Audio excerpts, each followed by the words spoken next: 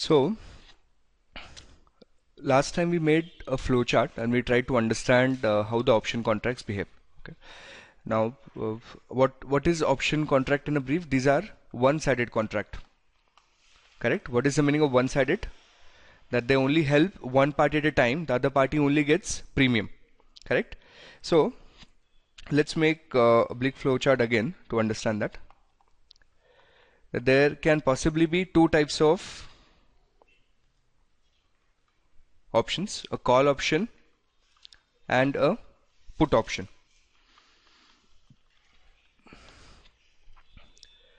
A call option can either be purchased or sold. So the party which buys the call option is said to be, the party which buys the call option is long. When buying, it's long. And the party which sells the call option is short. In the same fashion, the party which buys put option is long again. The moment you buy, you're a long, so this party is long, and the party which would sell the put option is short. The moment you are a long on a contract, that means you are the buyer. So long people are also called as buyers. And short people are also called as sellers. Now, in option world, at times, the short people are also called as writers. W-R-I-T-E-R-S. W-R-I-T-E-R-S, writers. Okay, there is a reason why these are called writers. We'll study that later on during the day. So short can be called seller, it can be called as a writer, and long are called buyers of the contract. So if you are a buyer, you will always have a right. So right and right. And if you are a writer, or if you are a seller and you are receiving money for selling that, then you will always have a obligation. So these people will always have obligation and obligation. But of course that right and obligation changes in case of call and put option. So in case of call option, the right that you possess is right to buy. So here we have right to buy. In case of long put, that right would be right to sell. So right to sell. Now think of it this way, that to the long you've given right to buy, which means that short has given that right to the long. So short has got obligation to what? The other side, obligation to sell. So this is obligation to sell. And if this is right to sell, this has to be obligation to buy. Now the fact that I have a right, that right would not come free of cost. I will have to pay something, and that payment which is made in the option world, that is called as premium. So this is where we'll say pay premium. This side receive premium. Again, since I have a right, I'm going to pay premium. This side receive premium. Is it clear? Next point that we looked at was, what is the maximum profit you can earn when you're long on the call option? How much would that be? Unlimited. So think of it this way now, that there is a contract, a piece of paper, which says that some asset you have a right to buy at a price of 100. What is this X called? Strike price. We also call this as exercise price. Strike price or exercise price. So I have a right to buy at 100. So this paper I, let's say, purchased at a price of 10. So what does it mean as of now? This person who was short on the call option, he created this paper, and that's why he's called writer. He wrote on a piece of paper saying that whoever is in possession of this would have a right to buy some asset from me at a price of rupees 100. I am willing to sell this contract at a price of 10 rupees. So premium of 10. Long paid premium of 10 and he purchased this contract. Let's assume now that price in the market after some time became 120. I have a right to buy at 100. Am I benefited? Yes. A 100 rupee, 120 rupee asset I'll buy at 100, profit of 20.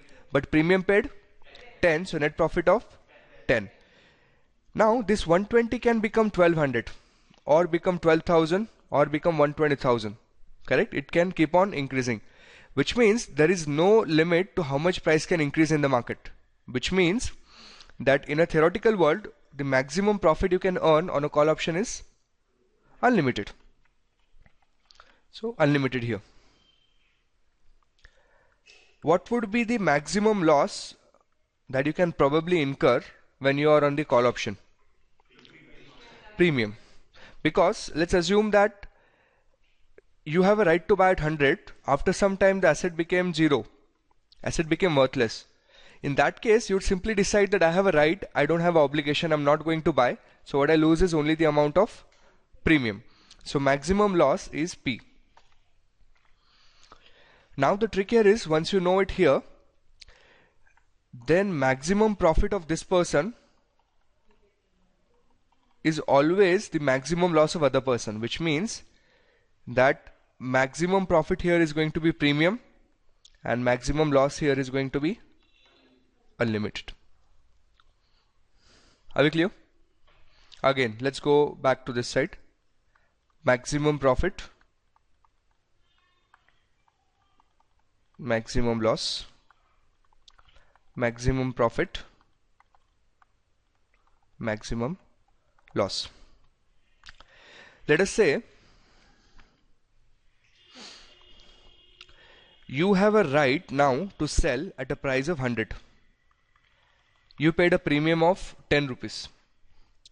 Price in the market became 150. How much is your profit now?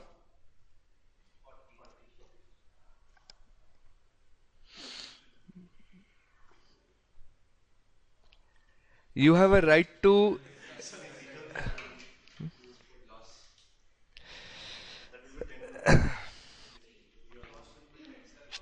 loss will be 10.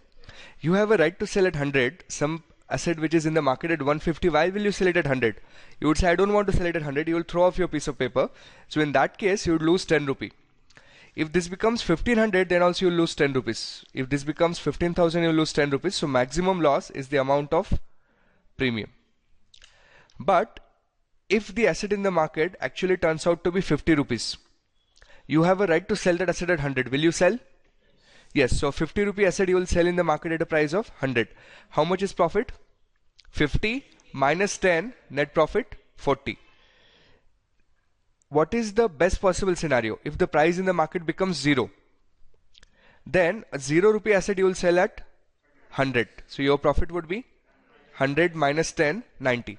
Which means maximum profit you can have here is X minus P. 100 minus 10, 90 rupees. And once you have this, again the same logic, that maximum profit here is P and maximum loss here is X minus P.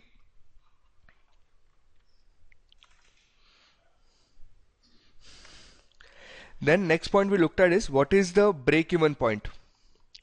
The point at which you neither have profit nor have any losses. So I have a right to buy at 100. I have paid premium of 10. When price in the market is 110, a 100 rupee asset I'll buy it at 110, but I have paid premium of 10. No profit, no loss. So break-even point is X plus P. What is the break-even point here? I have a right to sell at 100. If the price in the market becomes 90 rupees, a 90 rupee asset I will sell at 100, profit of 10 but premium of 10, nullified. So break-even point is X minus P. And then the last one, when you are long on call, you are essentially on a bullish position. You expect that prices will increase. When you are short, you are a bearish position. You want prices to decrease. When you are long on put, you are again on a bearish position. You again want prices to decrease. And when you are short on put, you are on a bullish position. So bullish, bearish, bearish, bullish. If you are short, you are taking that position only to earn premium. If you're long, you're only going to lose premium if at all you lose. But in case of call, you can make unlimited profit. In case of put, you can make maximum X minus P. Are we clear? Any questions, any doubts up to this? Yes, no?